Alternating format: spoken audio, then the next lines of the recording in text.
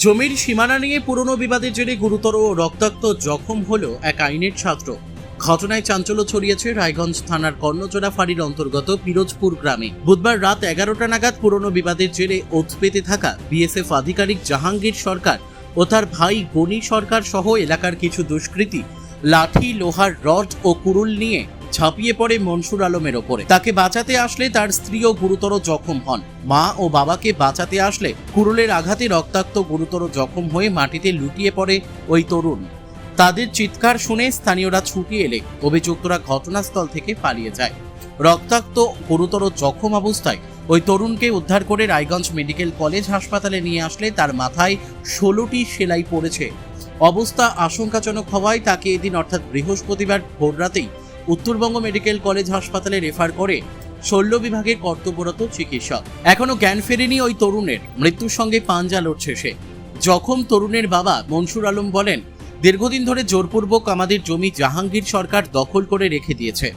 জাহাঙ্গীর সরকার BSF এর চাকরি করে বলে ক্ষমতা দেখায়। এর আগেও মেরে ফেলার হুমকি দিয়েছিল। রায়গঞ্জ থানার পুলিশ আধিকারিকের কথায় অভিযোগ দায়ের হয়েছে। অভিযোগের ভিত্তিতে তদন্ত চলছে। অভিযুক্ত পলাতক। আপনার নাম? আমার নাম মনসুর আলম। কি কারণে থানায় এসেছেন? আমি থানায় আসছি, আমাকে মারছে, আমার বউকে মারছে, আমার ছেলে ছুটাতে যায়, ঘুরপিট ছুটাতে যায়, তারপরেও আমার ছেলেকে মারছে।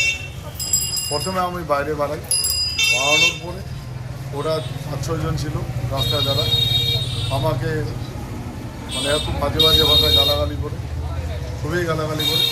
আমি বলতে চাই যে কেন গালাগালি করে, গালাগালি না শুনে আমাকে বাস দিয়ে মারছে, এখানে ফুলাই দিছে, মারে ফুলাই দিছে। তারপরে আমার বউ গেছে, বিশেষ গিয়ে ছুটাচ্ছে, আমার বিশেষকেও মারছে, বাস দিয়ে মারছে, কেউ লাঠি দিয়ে মারছে, হাত ধরছে কেউ।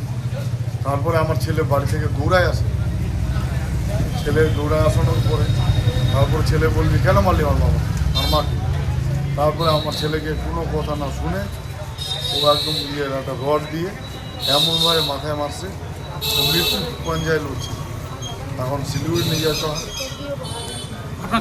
আপনার ছেলে কি করে? কোথায়? শিলিগুড়ি। কি চাচ্ছেন? ওদের সাজাও আর জেলও, ওর শাস্তি যাচ্ছে। যে মেরেছে ওর নাম কি? জাহাঙ্গীর সরকার, বিএসএফ চাকরি করে, এখনো করে? এখনো করে। কোথায় পোস্টিং আছে ওনার? পোস্টিংটা ঠিক জানি না, ও নেশা করে থাকে, কি করে। আর কে ছিল সঙ্গে? কলকাতা থাকে বলে কখন জলপাইগুড়ি পড়িয়ে ওর ভাই ছিল, ওর ভাই ছিল, ওর বোনগুলো ছিল। কি নাম ওদের? ওর ভাইয়ের নাম জাহির সরকার, ওর মার নাম জাহানারা খাতুন, ওর বোন নাম দীপিকা সরকার, মর্জিয়ানা খাতুন, ওর একটা বোনের নাম জিন্নাত পারভীন। এরা কেউ হাত ধরে, কেউ চাপটে ধরে আমাদেরকে 3 জনকে মারছে, খুবই মারছে। এখন আপনার ছেলে কোথায় ভর্তি আছে? ছেলে এখন রায়গঞ্জ হসপিটালে।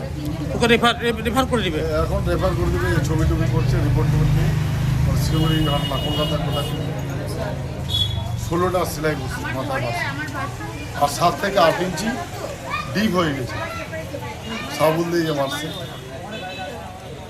কি চাচ্ছেন? শাস্তি, এদের জেল হোক।